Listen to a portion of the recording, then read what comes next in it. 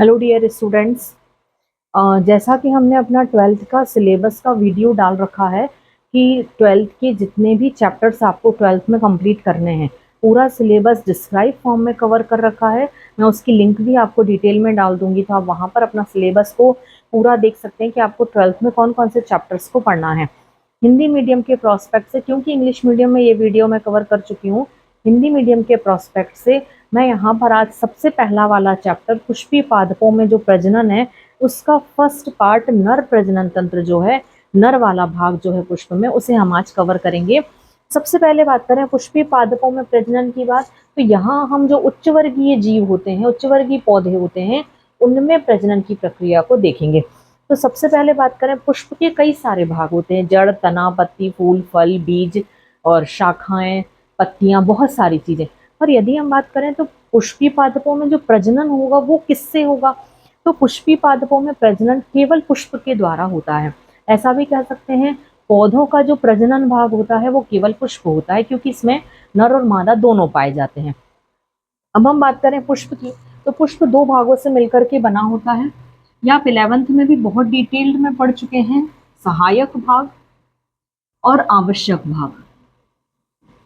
अब यदि हम सहायक भाग की बात करें तो हमने दो भाग देखे हैं, बाह्य दल और दलपुंज।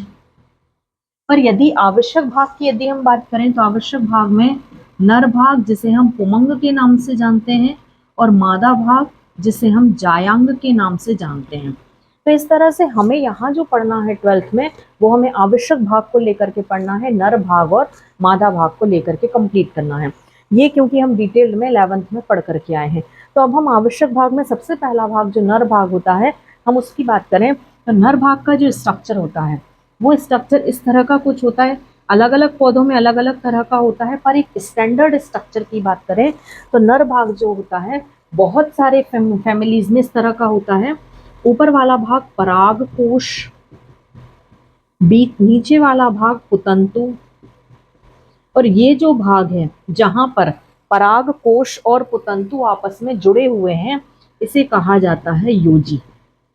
कोशिश करें स्टूडेंट्स इंग्लिश में भी नाम याद करने के लिए, क्योंकि यदि आप इंग्लिश में भी नाम याद करते हैं तो आपको एग्जाम को समझने में, पेपर को समझने में, अगर हिंदी में कोई टर्मिनोलॉजी समझ में नहीं आ रही है तो आप इंग्लिश में भी कवर कर सकते हैं। अब परागकोश की बात करें, जब हम इस परागकोश को बढ़ा करके देखते हैं तो परागकोश का स्ट्रक्चर कुछ इस तरह से आपको दिखाई देता है, 1 2 3 और ये 4। इस तरह से यदि हम कहें तो एक पाली हमें ये दिखाई दे रही है, एक पाली हमें ये दिखाई दे रही है। मतलब परागकोश को दो भागों में विभाजित किया गया है, एक ये वाला भाग और एक ये वाला भाग। तो क्वेश्चन कभी कभी आ जाता है, पुष्प के नर भाग में परागकोश की संरचना कैसी होती है, तो परागकोश की संरचना द्विपालीवत होती है। द्विपालीवत मतलब इसमें दो अलग अलग पालियां पाई जाती हैं। अब यदि हम यहाँ देखें तो हमें यहाँ पे भी, यदि हम इसे इस तरह से डिसेक्शन करें या इस तरह से डिसेक्शन करें, हमें दोनों जगह ही, एक इसमें और एक ये, दो पाली, और एक ऐसी और एक ऐसी, दो पाली, दोनों जगह से हमें दो दो पालियां दिखाई दे रही हैं। हर एक पाली में दो पराग कोष्ठ पाए जाते हैं। शब्दों को बहुत ध्यान से सुनिएगा, पराग कोष्ठ, ये पराग कोश है जिसे इंग्लिश में हम एंथर के नाम से जानते हैं। ये पराग कोष्ठ है जिसे इंग्लिश में हम पॉलन चैम्बर के नाम से जानते हैं, या पॉलन सैक के नाम से भी जाना जाता है।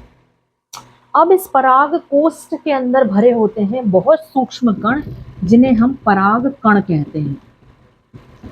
अब ये जो परागकण होते हैं, ये परागकण ही पौधे का नर युग्मक कहलाता है। बहुत ध्यान से, और प्लीज कॉपी पेन ले करके बैठें जिससे आप नोट्स बनाते जाएं। परागकण को नर युग्मक, यदि किसी स्टूडेंट को युग्मक युग्मनज नहीं पता है तो कमेंट सेक्शन में मैसेज करें। मैं वैसे ऐसा मान सकती हूँ कि आप 11th से आए हैं तो आपको युग्मक और युग्मनज वर्ड या गैमीट और जाइगोट के बारे में पता होगा। फिर भी यदि नहीं पता है तो आप मुझे बताएं, मैं उसको भी एक वीडियो में रिकॉर्ड करके आपको हेल्प करूंगी। तो नर युग्मक को परागकण कहा जाता है। अब यदि हम बात करें कि ये पराग कोश जो है इसकी संरचना कैसी होती है, तो पराग कोश पे यदि हम इस वाले भाग को देखें तो पराग कोश में टोटल 4 लेयर पाई जाती हैं। इस तरह से ये पूरे में कवर रहेंगी चारों लेयर।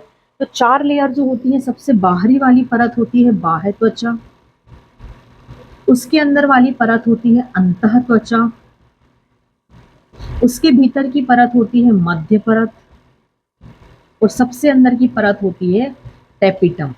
बाह्य त्वचा को एपिडर्मिस कहा जाता है, मध्य परत को एंडोथीसियम कहा जाता है, इसको मिडिल लेयर के नाम से जाना जाता है, और ये टेपिटम का टेपिटम ही रहता है। नाम आपको चाहे आप अंदर से बाहर याद करें या बाहर से अंदर याद करें, नाम आपको सीरीज में ही याद करने होंगे। यहाँ तक का स्ट्रक्चर आप बहुत ध्यान से देख लें और कॉपी में नोट कर लें। ये इस तरह से हमने क्या देखा, पुष्पी पादपों में प्रजनन, पुष्प पौधे का प्रजनन भाग है जो 2 भागों से मिलकर के बना हुआ है, नर और मादा। अब हम नर की बात करें तो नर भाग का स्ट्रक्चर इस तरह का होता है। पहला भाग कहलाता है परागकोश, दूसरा भाग कहलाता है पुतंतु, तीसरा भाग कहलाता है योजी। परागकोश को एंथर, पुतंतु को फिलामेंट और योजी को कनेक्टिव कहा जाता है। अब जब परागकोश की संरचना देखते हैं तो ये द्विपालीवत या बाइलोब्ड स्ट्रक्चर होता है। अब यदि हम बात करें तो परागकोश को जब हम बड़ा करके देखते हैं तो हमें ये ऐसा बटरफ्लाई के जैसा स्ट्रक्चर दिखाई देता है। जिस जगह पे ये दोनों आपस में मिल रहे हैं, यहाँ से फिलामेंट निकलता है। हर एक लोब में 2-2 पॉलन चैम्बर या परागकोष्ठ पाए जाते हैं जिनके अंदर पराग कण भरे हुए हैं। पराग कण को नर युग्मक भी कहा जाता है।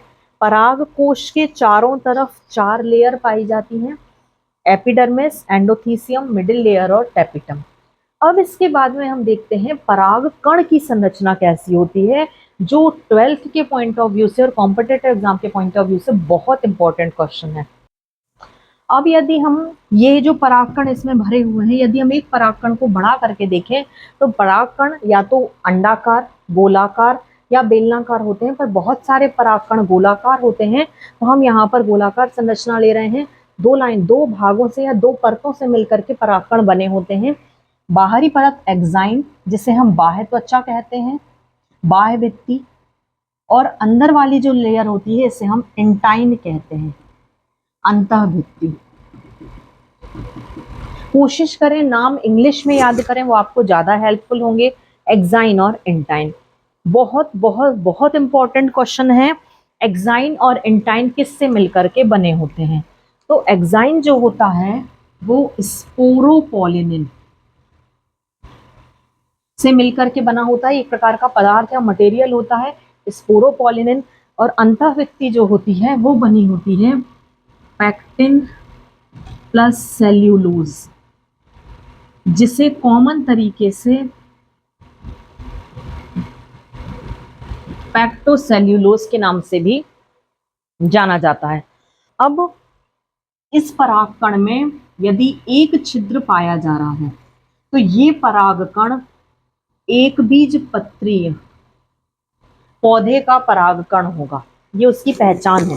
इसे जनन छिद्र के नाम से जाना जाता है। पर यदि परागकण में 3 जनन छिद्र पाए जा रहे हैं तो ये द्विबीजपत्रीय पौधे का परागकण होगा। बहुत ध्यान से समझ लें, छिद्र के आधार पर भी परागकण को पहचाना जा सकता है कि यह एक बीजपत्री पौधे का है या द्विबीजपत्री पौधे का। अब इसके बाद क्वेश्चन आता है कि जैसे हम कहते हैं कि कोई भी संतति या कोई भी ऑफस्प्रिंग जो बन रही है वो अपनी मदर सेल से बनती है, मातृ कोशिका से बनती है, तो इसकी भी कोई मातृ कोशिका होगी। तो पराग मातृ कोशिका जिससे परागकण बन रहे हैं, एक पराग मात्र कोशिका से 4 परागकण का निर्माण होता है। बहुत अच्छे से समझिएगा, इससे रिलेटेड एक क्वेश्चन मैंने YouTube चैनल पे भी डाला है पोस्ट में कि कितने पराग कोशिकाओं से परागकण बनेंगे। हमेशा याद रखें, एक पराग मात्र कोशिका से 4 परागकणों का निर्माण होता है, चारों ही सक्रिय होते हैं।